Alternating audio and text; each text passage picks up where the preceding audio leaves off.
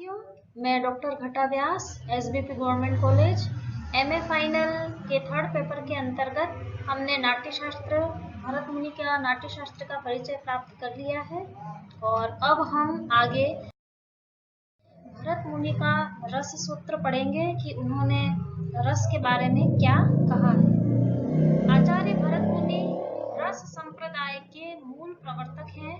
उन्होंने नाट्यशास्त्र की रचना की और उसमें नाटक के मूल तत्वों का विवेचन करते हुए रस का भी विवेचन किया है।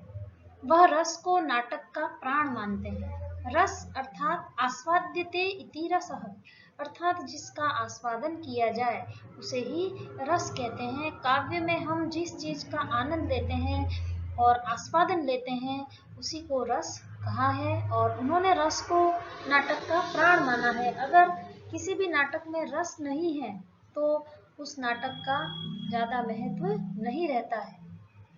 भरत मुनि ने नाट्यशास्त्र में जो रस सूत्र दिया वह इस प्रकार है: विभाव अनुभाव व्यभिचारी संयोगाद रस निष्पत्ति, अर्थात विभाव अनुभाव और व्यभिचारी भावों के संयोग से रस की निष्पत्ति होती है। भरत मुनि के अनुसार जिस प्रकार नाना प्रकार के व्यंजनों, औषधियों एवं द्रव्य पदार्थों के मिश्रण से भुज रस की निष्पत्ति होती है, उसी प्रकार नाना प्रकार के भावों के संयोग से स्थायी भाव भी नाट्य रस को प्राप्त हो जाते हैं।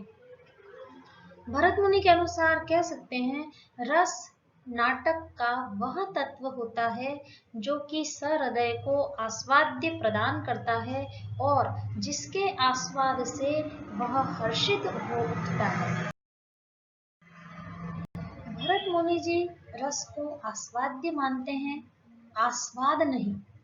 रस विषयीगत भी नहीं होता है, वह विषयगत होता है। विभाव आदि के संयोग से स्थायी भाव ही रस रूप में परिणत होता है। रस शब्द का शाब्दिक अर्थ है आनंद। काव्य को पढ़ने या सुनने से जिस आनंद की अनुभूति होती है उसे रस कहा जाता है।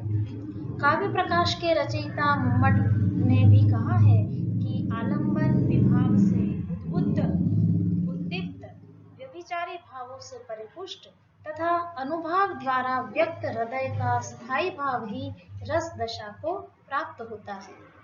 पाठक या श्रोता के हृदय में स्थित स्थायी भाव ही विभाव आदि से संयुक्त होकर रस रूप में परिणित हो जाते हैं। रस को काव्य की आत्मा, प्राण तत्व माना जाता है।